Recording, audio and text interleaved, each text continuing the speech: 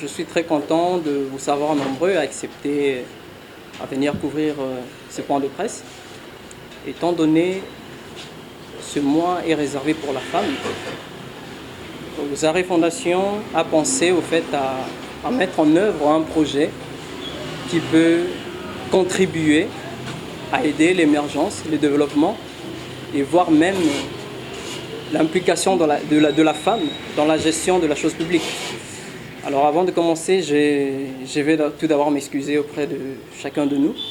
Avec ces grands retards, on a eu à faire des déplacements et ça n'a pas permis à ce que nous puissions arriver ici à temps.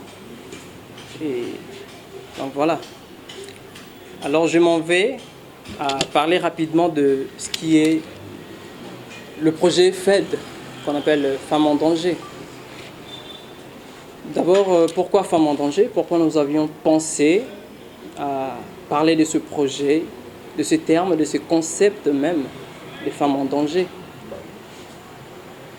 Tout part avec la situation de l'Est du pays. Alors, nous avions constaté que les femmes de l'Est sont brutalement violées, des violences, etc. Et au-delà de ça, il y a un facteur très important que bon nombre de Congolais ignorent en fait. Il y a ces facteurs de conscience, de mentalité même. Donc il faut aller de cause pour comprendre les conséquences. C'est l'étude de ce projet FED. Alors ici, nous n'allons pas parler de notre étude, mais nous allons juste faire cette petite présentation par rapport aux activités que nous avons prévues. Alors je le signale, je rappelle que nous serons vraiment très courts compte tenu du temps, parce que ici nous avons d'autres choses à faire et on ne peut pas traîner ici. Alors par rapport à FED, l'objectif de ce projet est de défendre la femme et de valoriser et d'accompagner la femme. Pourquoi? Parce que nous pensons que la femme est mère des civilisations. Et quand on dit mère des civilisations, c'est-à-dire que l'éducation même du monde, l'éducation même de l'humain, de l'être humain, passe par la femme. Nous nous sommes inspirés donc du feu Amadou Hampâté-Bâ. Je pense que chacun de nous connaît ces vieux sages, qui a même expliqué comment est-ce que l'enfant naît, grandit, devient adulte grâce à la femme. Et dans les anciennes sociétés, dans les anciennes traditions, notamment africaines, la femme, dès la conception, commence par éduquer la femme, plutôt l'enfant, excusez-moi. Et Amadou Hampâté-Bâ classe cela par étapes. Alors la première étape, qui va de la conception jusqu'à l'âge de 7 ans. Je crois que vous serez d'accord avec moi et avec nous que l'enfant, à l'âge déjà à cet âge-là, disons entre 0 et 7 ans, il apprend de sa mère. Tout ce que sa mère dit, c'est ce qu'il fait. En écoutant certaines choses dehors, il vient toujours demander à sa mère si c'est vrai ou pas. Et c'est sa maman qui lui répond, qui lui donne des réponses. Et partant de cela, nous avions compris que la femme, au fait, est l'épicentre de l'éducation de base. L'éducation de l'être humain. Et protéger la femme, défendre la femme, valoriser la femme, c'est valoriser toute une nation. Déjà, on le dit, éduquer une femme, c'est éduquer toute une nation. Alors, pourquoi pas essayer de s'asseoir, avoir des activités qui peuvent donner à la femme la force d'entreprendre. Alors pour ce faire, nous nous sommes dit qu'il faudrait lancer des activités dans plusieurs secteurs, dans chaque secteur s'il faut le dire même. Alors nous avons plutôt prévu une trilogie d'activités, scindées en mois, donc trimestre en quelque sorte. Donc nous avons le premier mois, qui est le mois de mars, exclusivement pour la femme. C'est un mois où nous allons tout donner pour la femme. Alors nous avons prévu des activités telles que organiser une marche Je sais que bon nombre de gens se diront que déjà les marches de santé se font, mais pour nous, ce n'est pas une marche de santé, c'est une marche de sensibilisation. Nous voudrions donc sensibiliser le monde, Kinshasa, les Kinois, le Congo, les Congolais, à comprendre que la femme est la base de tout développement. On le dit souvent que derrière une femme, derrière un homme plutôt, il y a une femme. Alors il faudrait comprendre cela. Pourquoi nous disons que derrière un homme, c'est une femme? La femme peut être la mère, peut être la fille, peut aussi être la femme, c'est-à-dire que celle qu'on a épousée.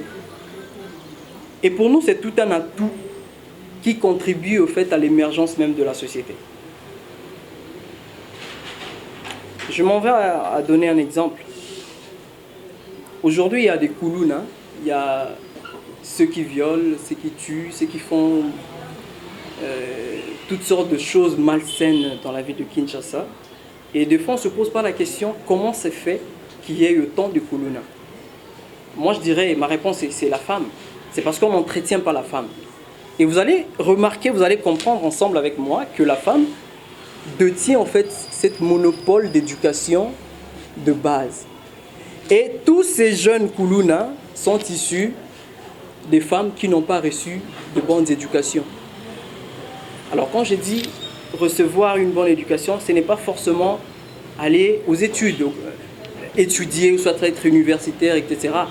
Mais c'est l'éducation de base de la famille. Alors c'est une question qu'on doit se poser. Est-ce que nos familles actuelles constituent des centres naturels d'éducation de base? On envoie des enfants à la maternelle, mais on oublie que nous sommes parents, qu'on doit éduquer nos enfants. C'est ça la grande question qu'on doit se poser. Et ces Koulouna se forment parce qu'il n'y a pas une bonne éducation venant de leur maman, de leur mère. Et c'est sur base de ça que nous tenons à sensibiliser. Je crois à la fin, nous allons vous envoyer par électronique, par le moyen numérique, puisque c'est ce que nous utilisons depuis la construction de ce projet. Vous allez voir toutes les activités organisées. Alors pour ce qui est du deuxième mois, le mois d'avril, nous avons donc prévu un mois qu'on a intitulé « Tournée culturelle ». Alors pourquoi la culture? Nous nous sommes dit que la culture fait partie intégrante de notre société. Alors quand on parle de cette culture, nous voyons donc la musique, nous voyons l'art, nous voyons même le sport qu'on intègre. Et nous avions compris que c'est un moyen efficace d'approcher au fait la population. Parce que bon nombre n'étudient pas, bon nombre ne sont pas engagés quelque part, ne travaillent pas. Mais ils aiment la musique, ils adorent même la musique, ils sont là dans la musique, ils font de la musique, etc. Alors nous nous sommes dit qu'il faudrait aller dans cet angle-là, comprendre comment faire pour élaborer des stratégies de sensibilisation. Alors le mois de mars comporte aussi 4 activités que vous allez voir. Et pour le mois de mai, c'est une tournée scientifique. Ah, c'est là le plus grand problème. Pourquoi nous avons pensé à ce qui est scientifique? Alors vous allez remarquer ensemble que dans notre pays, tout à l'heure je viens de le dire, c'est la culture qui domine. Donc il y a plus de centres culturels que de centres scientifiques. Il y a plus d'endroits où on encadre pour faire développer plus ou moins la culture dans plusieurs domaines, notamment l'art, etc., que des endroits où c'est limité scientifique. Bon, beaucoup diront qu'il y a des conférences scientifiques qui se font, etc., de colloques, des séminaires. Par contre, nous pensons que c'est une erreur. Alors, on ne parle pas du savoir, mais nous parlons de la connaissance. Pour nous, la connaissance, c'est aller dans la profondeur. C'est-à-dire que vous allez là où vous ne savez même pas où vous allez. Donc, c'est-à-dire s'approfondir dans le noir. Et je donne un exemple un peu bizarre, un peu bête, mais qui est très significatif. Quand nous fermons les yeux, c'est le noir que nous voyons. Mais nous avons la capacité, la possibilité de beaucoup imaginer de choses. Mais par contre, quand il y a les yeux qui sont ouverts, là, bon, on regarde et on ne peut pas se concentrer dans la méditation, voire même dans l'imaginaire. Pourquoi? Parce que nous sommes en train d'observer certaines choses qui nous empêchent d'aller au-delà. Alors, ce que nous voulons, c'est percer ces genres de mystères, ces mystères scientifiques qui permettent à ce que chaque école, chaque université puisse s'intégrer ce genre de philosophie. Une philosophie qui est au-delà même de ce que nous pouvons penser. Parce que tout s'est créé à l'aide de la philosophie, à l'aide de l'idée, de l'imagination. Alors pourquoi organiser des journées scientifiques qui cadrent que sur la copie? Donc c'est-à-dire que ce qui est déjà inventé, ce qui est déjà créé, bon, on fait des colloques, on fait des séminaires exactement juste pour expliquer cela. Et non pour aller au-delà. Alors nous pensons que la femme qui s'intègre dans ce genre de mystère philosophique permet de fournir à son fils, à sa fille, à son enfant, bref, la possibilité d'engendrer une philosophie bien plus meilleure. Pourquoi? Parce que nous pensons que le Congo doit aller au-delà de ce qui est aujourd'hui. La jeunesse se bat, la jeunesse essaye de se former, mais il y a un problème qui se pose, c'est le problème de l'éducation de la femme. Là, c'est selon Ossaré avec son projet FED. La femme, ce n'est pas que celle qui a plus de 25 ans ou plus de 30 ans, mais nous voyons aussi la fille. Dans les anciennes traditions africaines, je parle plus de la tradition africaine parce que je suis issu de là, nous tous d'ailleurs. Dans les traditions africaines, on formait les femmes. C'est-à-dire que ce n'était pas qu'il faut appeler un pasteur pour dire au nom de Jésus, Mili Umabe Kende Obala. Mais on formait la femme, l'enfant, la fille, pour qu'elle devienne femme et ensuite qu'elle soit épousée, si on va dans ce sens-là. Mais combien aujourd'hui il y a des centres ou soit il y a des institutions qui existent pour encadrer les femmes? C'est ça la question qu'on se pose. Combien existe-t-il des institutions capables de former des femmes? Quand on parle de femme, on voit la femme avec toutes ses valeurs. La femme leader. Ce qu'on a appelé dans une de nos conceptions, dans un de nos concepts, le ladyship. C'est-à-dire que le leadership féminin. Donc lady en anglais, leadership. Pourquoi? Parce que nous considérons en fait la femme comme étant le leader par excellence. Et même manager par excellence. Je donne un exemple. Nos mères ont pu gérer les familles même quand il y avait 2000 francs ou 5000 francs. Mais on arrivait quand même à manger. Et c'est incroyable, on n'arrive même pas à expliquer parce que personnellement, moi quand j'ai 5000 francs, c'est déjà difficile pour me déplacer avec un transport. Parce que je me pose des questions, bon j'y vais et comment est-ce que je peux rentrer au fait? Mais les mamans ont su gérer les familles de cette manière-là.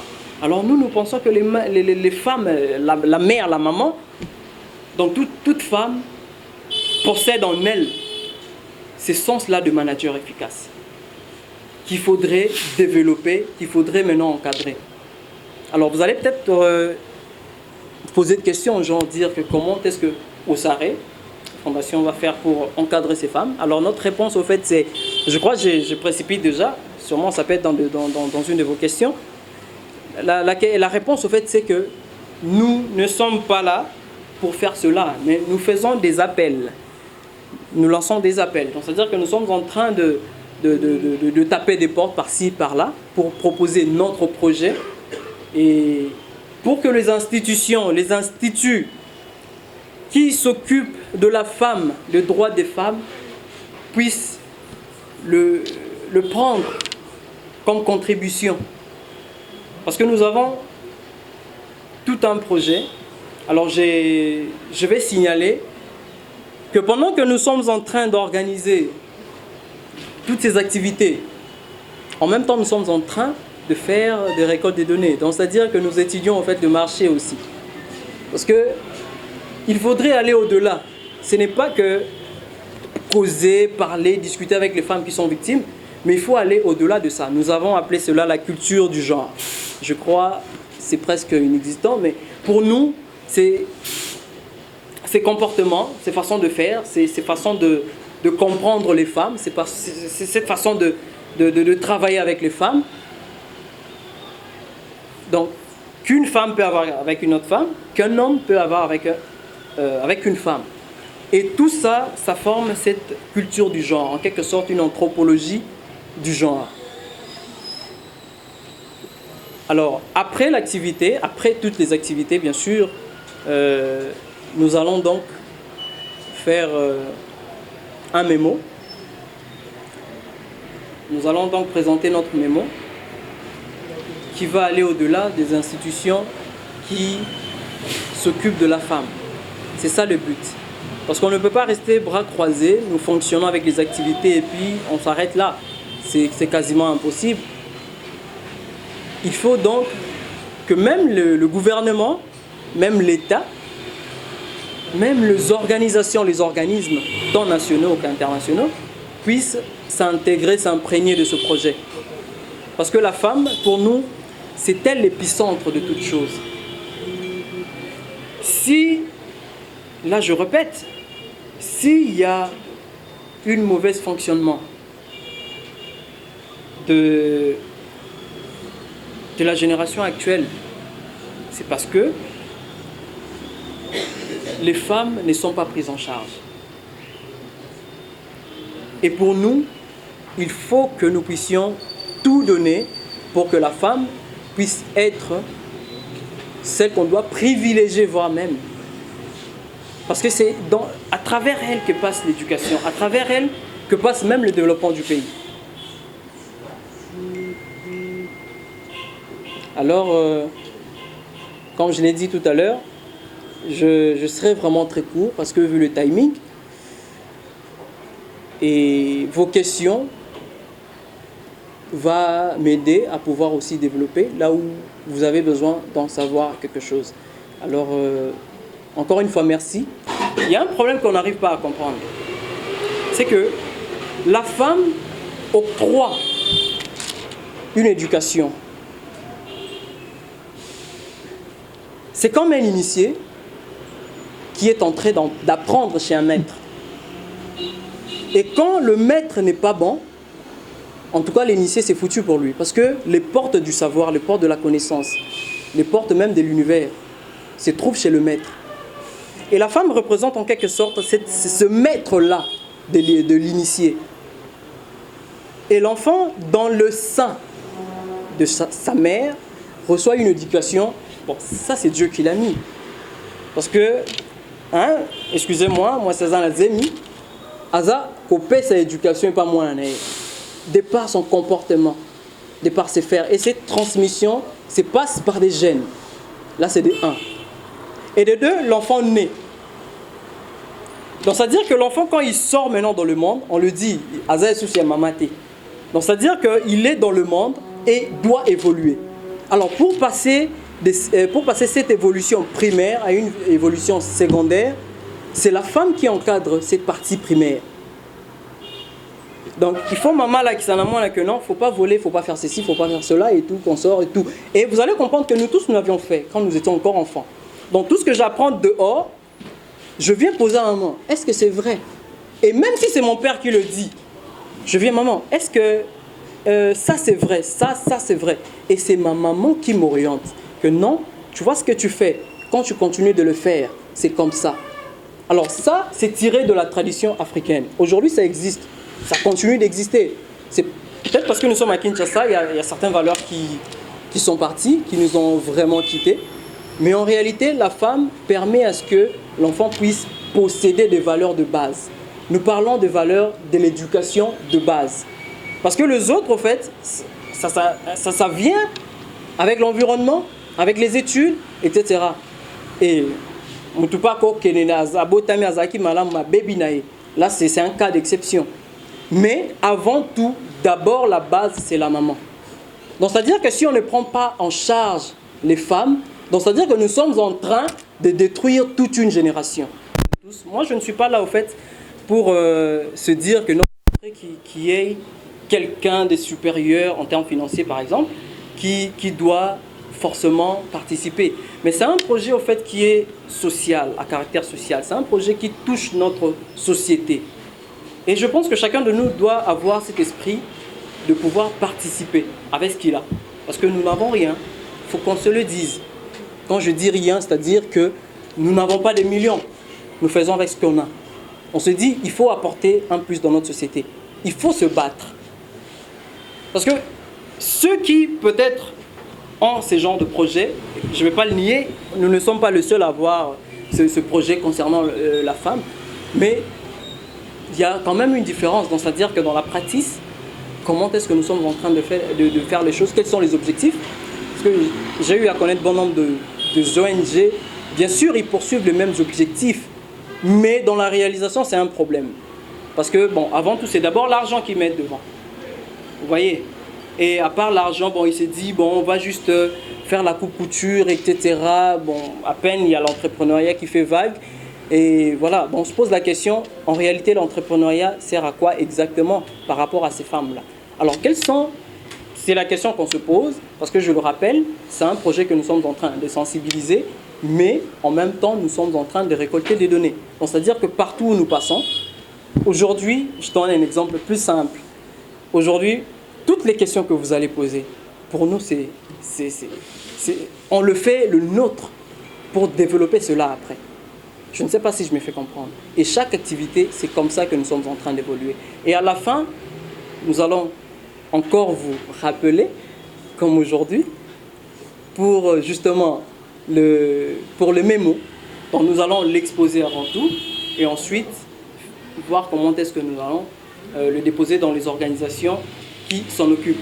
Alors notre but premier par rapport à votre question, les murs. Bon, je ne sais pas si je dois parler des murs. Voilà, des armures, excusez-moi. Voilà, pour réussir, oui. Je ne sais pas si je dois parler des armures. Mais je parlerai plutôt de moyens nécessaires que la structure essaie de mettre en place. Alors vous allez comprendre que je ne vais pas quand même oser de le dire ici. Là, ça fait partie de nos moyens internes, etc. Pour arriver à réussir. D'ailleurs, d'abord, le premier armure, par rapport à ce que vous dites, ce sont les activités. Tout à l'heure, on a parlé de la culture. Alors, nous évoluons aussi dans un cadre culturel. Nous avons des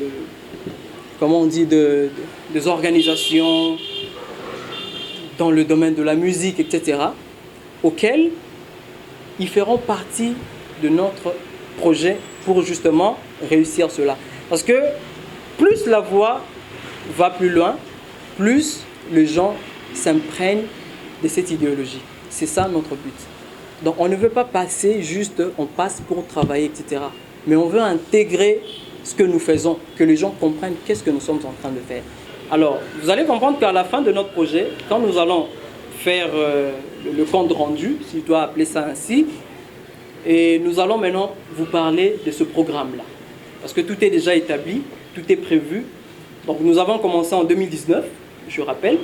Nous avions eu à faire des photos d'art, justement pour exprimer les violences de la femme, etc., dans beaucoup de cadres.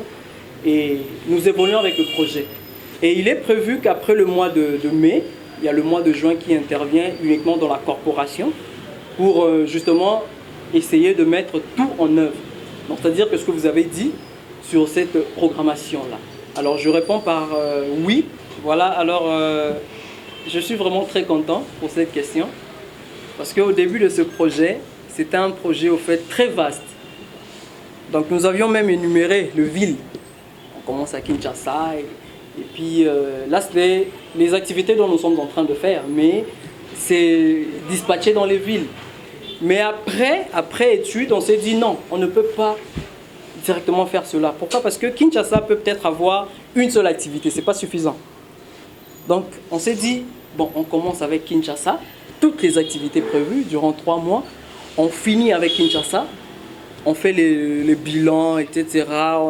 On voit comment est-ce que ça s'est passé et ensuite nous allons voir avec les provinces. En tout cas, c'est un projet qui vise à aller au-delà de notre ville. Nous déposons exactement, nous allons suivre, nous allons faire un suivi par rapport à ces dépôts de mémo. Mais en même temps, la structure va continuer à travailler. C'est-à-dire que nous avons en fait, si je dois le dire, on a prévu tout jusqu'à la fin de l'année par rapport à ce projet. Donc on se dit, après avoir fini, on ne veut pas être comme d'autres organisations. Je ne critique personne. Mais on est plus habitué à faire des activités et bon voilà, après l'activité, bon c'est fini. Si peut-être on a 2 ou 3 résultats, bon on s'arrête là. Et c'est ça qui cause maintenant les chutes. Je crois qu'on est tous d'accord avec moi, même avec le football. On se plaint là. Bon, Ibenga choisit l'équipe, mais dans le terrain, bon, il n'y a pas trop de suivi au fait. Alors nous, on s'est dit, on finit notre projet, proprement dit avec les activités. On dépose notre mémo et on fait la continuité de l'activité. Donc c'est-à-dire avec les activités d'après-projet en quelque sorte.